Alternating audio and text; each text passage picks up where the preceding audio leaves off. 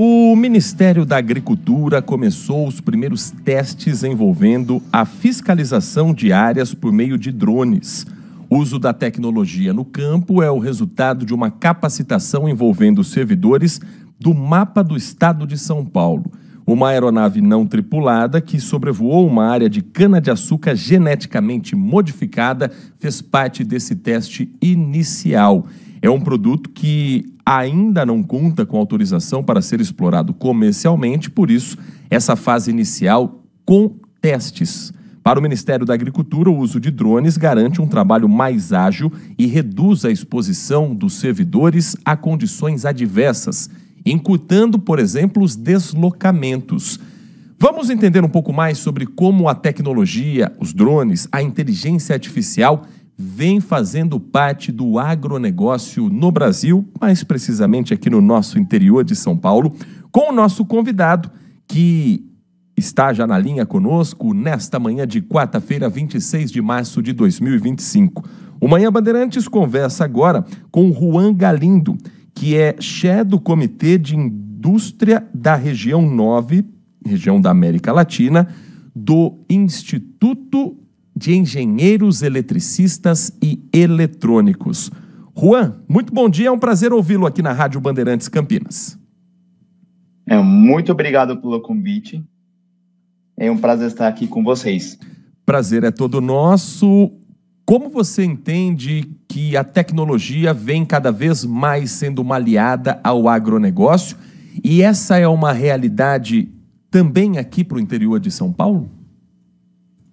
Claro, na verdade, nós em Piracicaba temos um grande desenvolvimento de tecnologias justamente focadas no agronegócio. Na verdade, é uma realidade que está acontecendo no mundo todo, e o Brasil, como país líder em tecnologia no agronegócio, está fazendo trabalhos bem importantes.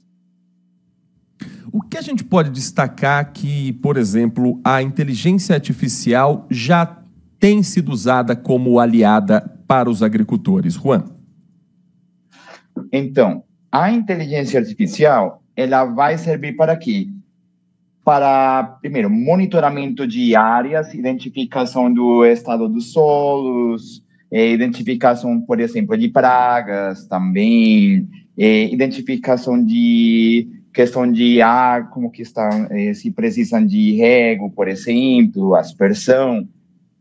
E para questões mais ativas, justamente para dispersão de fertilizantes, para também, justamente, da parte de rego, e também para monitoramento de situações, por exemplo, se há fogo, como aconteceu no passado, a inteligência artificial permite prever e ter uma resposta muito mais rápida. Juan, sempre que a gente ouve falar sobre tecnologia, a gente também se preocupa com os empregos que podem ser impactados com o uso de drone, por exemplo. Você entende que utilizar mais tecnologia pode provocar um impacto nos empregos de quem trabalha nas lavouras? Claro, é um impacto que acontece. Agora, é um impacto de duas vias. Porque, por um lado, vai ter pessoa que vai sofrer, por exemplo, por uma questão de substituição.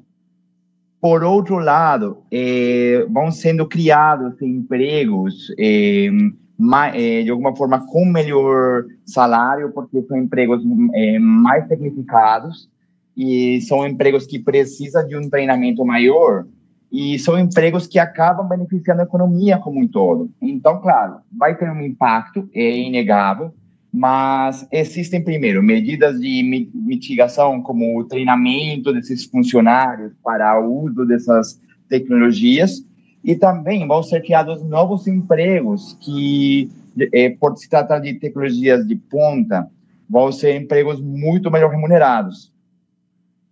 Nós estamos conversando com o Juan Galindo, que é chefe do Comitê de Indústria da Região 9, a região da América Latina, do Instituto de Engenheiros Eletricistas e Eletrônicos sobre o uso da tecnologia para o agronegócio.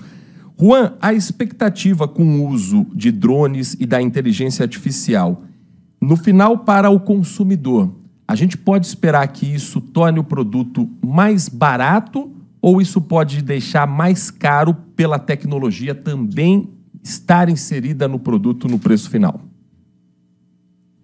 Então, se encontra que pode aumentar a produtividade das lavouras em um 30% em vários estudos que já foram feitos, inclusive no Brasil. Então, é claro, vai ter um investimento inicial na tecnologia que é elevado, mas com certeza que ao longo do tempo a tendência é reduzir o custo final. Nós conversamos aqui no Manhã Bandeirantes sobre o agronegócio, sobre a tecnologia e só para a gente finalizar, Juan, a expectativa que mais produtores utilizem, quem sabe ainda nesse ano de 2025, essas novas tecnologias. Há uma conversa, um diálogo com o Ministério da Agricultura, com as secretarias de agricultura dos estados, dos municípios, para ter mais investimento na tecnologia? Com certeza. Já está acontecendo, tem várias, por exemplo, o governo do estado de São Paulo, por exemplo, o governo do estado de Goiás também estão interessados e já fizeram alguns testes de monitoramento de soja e também monitoramento, inclusive no setor pecuário, por exemplo. E o Ministério da Agricultura tem interesse em fazer isso. Na medida em que mais pessoas vão sabendo, em que mais pessoas vão vendo os benefícios, com certeza que vai aumentar a procura por essas tecnologias. Juan, muito obrigado pela atenção com o nosso ouvinte. Um bom dia para você, para toda a sua equipe. Bom trabalho. Bom, de parte do I3E, muito obrigado a todos os ouvintes e ficamos à disposição sempre. Espaço sempre aberto para falarmos também aqui no Manhã Bandeirantes sobre o agronegócio, a tecnologia e esses assuntos que mexem diretamente com o nosso dia a dia. Muito obrigado ao Juan Galindo conversando conosco aqui no Manhã Bandeirantes.